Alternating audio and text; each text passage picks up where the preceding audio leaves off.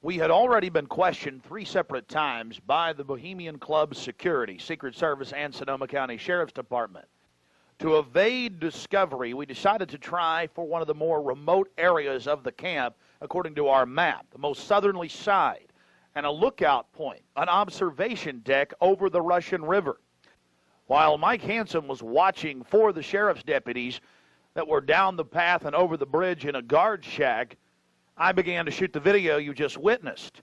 After we turned the camera off, one of the Sonoma County Sheriff's deputies showed up and began asking us why we were filming.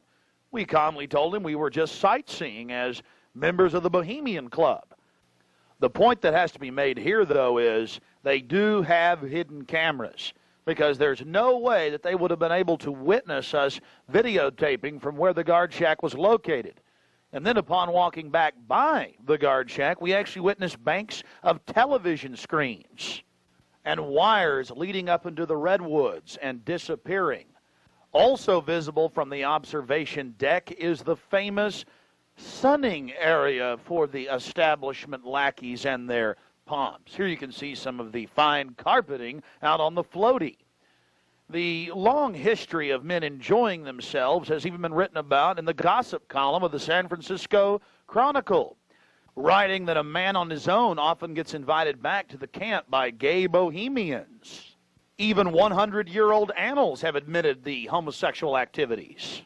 After escaping the sheriff's department, Mike and I traveled high into the hills to wait until dark and the beginning of the cremation of care ceremony.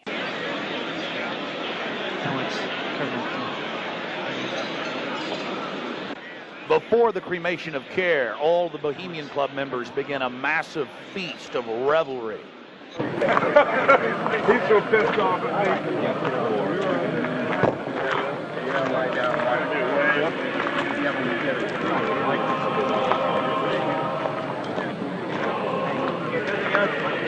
When you walk away from the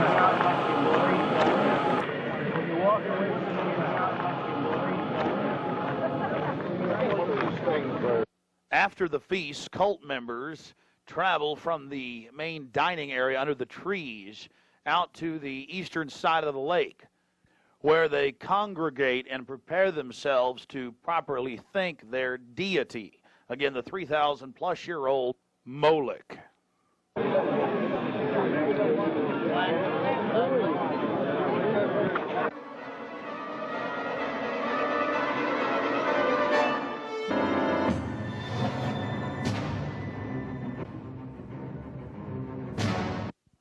The occult activities are coming up. And then after the actual ritual, we're going to give you some more of the history surrounding it. But first off, I wanted to draw your attention to the program that was given out to the spectators or the viewers. I guess an occultist would call them novices, who actually watched as the priest and their supporters engaged in this ancient rite. Now, you're looking at a little demon called PJ that was on the front of the actual program. It's kind of an Hieronymus Bosch style. He's got a little broom and a dustpan, and he's sweeping something up. Now, even more shocking is the figure of a human body burning in the flames. In fact, I've shown it to people that are experts in anatomy, to actual doctors, and they say that the anatomical size is that of a baby or small child. Notice how large the cranium is in comparison to the torso, that is the ribs. Understand, ladies and gentlemen, this is from the program itself given out to the establishment lackeys witnessing these sinister activities. Remember, in Babylon and Tyre, they would throw their children into fiery pits. Look at the size of the hands compared to the rest of the body. Only children show these anatomical details. Now, of course, it's been airbrushed in, but it shows the psychology. Now, this is the only skull we actually caught on tape. We've blown it up for you over one of the major meeting houses. Of course, it's not a real skull. It was extremely oversized up on the signage. The point we're trying to make here is the entire compound was literally infested with symbols of death, skulls, owls. At long last, here it is, the cremation of care unveiled. Oh,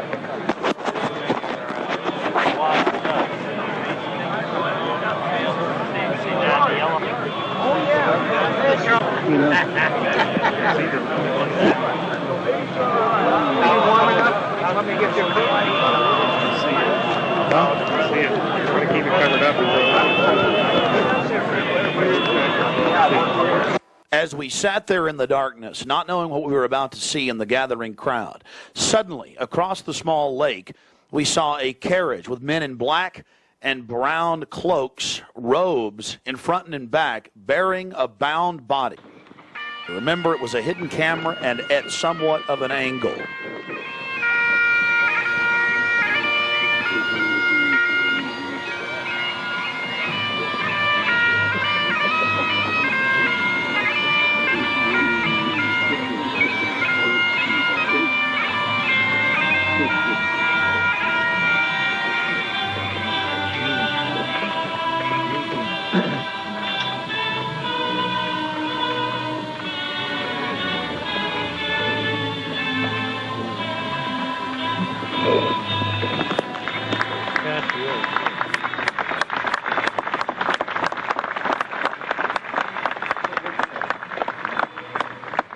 Something particularly pleasing was happening for the Bohemian Grovers with whatever developed with that crowd of men in black and brown and the bound body on the back of the buggy. They drove behind big black tarps they had hanging out of the trees. There was lots of smacking on lips of and bizarre enjoyment by the crowd. We still haven't made out exactly what was going on, but that a real sacrifice may have actually been developing according to some occult experts.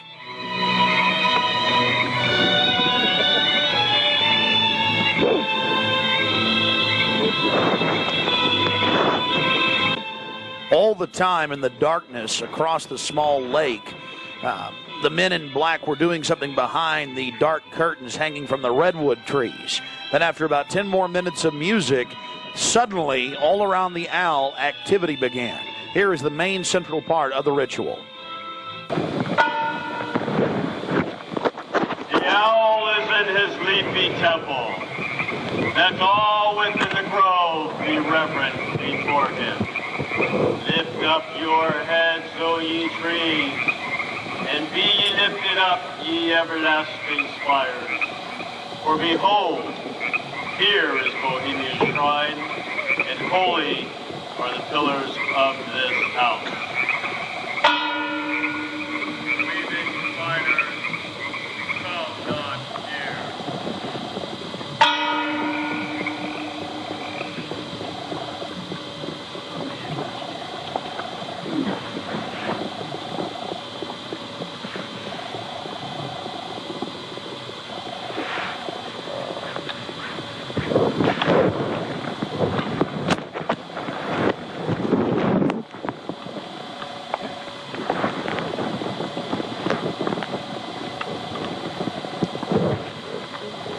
Hail, Bohemians, with the ripple of waters, song of birds, such music as inspires the sinking soul, do we invite you into midsummer's joy.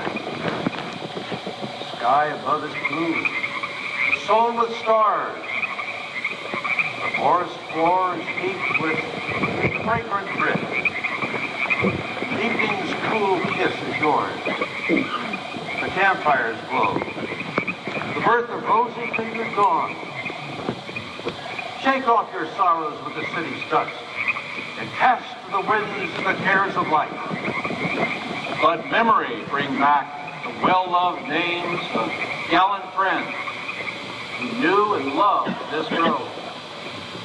Dear boon companions of the long ago. Aye, let them join us in this ritual. Not a place be empty in our midst. O beauty's vassals, who hold in this gray autumn of the world her springtime in your heart, attend our tale. Gather, ye forest folk, and cast your spell over these mortals. Touch their world-blind eyes with fairy unction. Open their eyes and blow all the memories of yesterday and seal the gates of sorrow. It is a dream, and yet not all a dream. Joel Kerr, in all of his works, Harvard has banished Babylon and goodly Tyre, so shall they also vanish. But the wilding rose blows on the broken battlements of Tyre, and Walton rends the stones of Babylon. For beauty is eternal, and we bow to beauty everlasting. For lasting happiness, return to one alone, and she surrounds you now. Great nature, refuge of the weary heart, and only balm for breasts that have been bruised. She hath cool hands for every favored brow, and gentlest silence for the troubled soul. The counsels are most wise. She healeth well, having such ministries as calm and sleep. She is ever faithful. Other friends may fail, but seek ye her in any quiet place. Smiling, she will rise and give to you her kiss. So must ye come as children. Little children that believe nor ever doubt her beauty and her faith, nor deem her tenderness can change or die.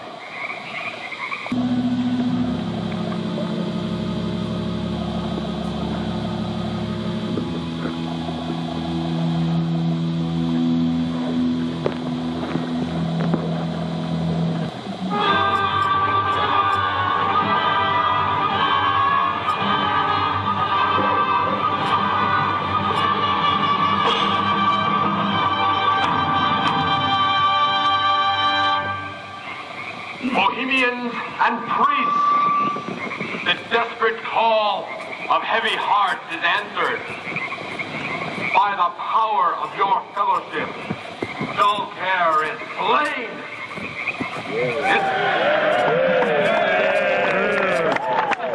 His body has been brought yonder from the funeral pyre to the joyous pipings of a funeral march. Our funeral pyre awaits the corpse of care.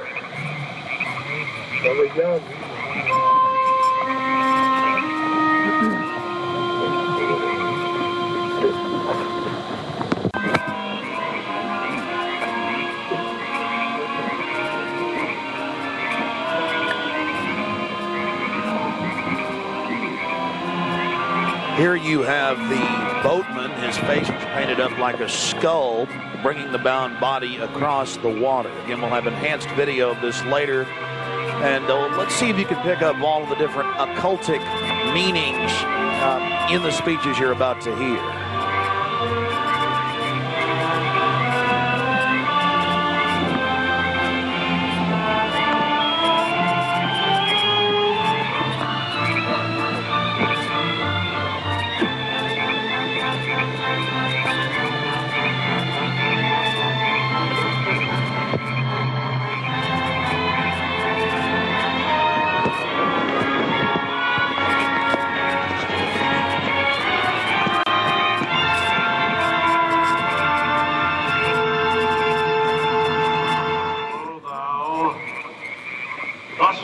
Across the shadowy tide, and all the ancient majesty of death. Dull care, arch enemy of beauty. Not for thee the tender tribute or the restful grave. Fire shall have its will of thee, and all the winds make merry with thy dust. Bring fire!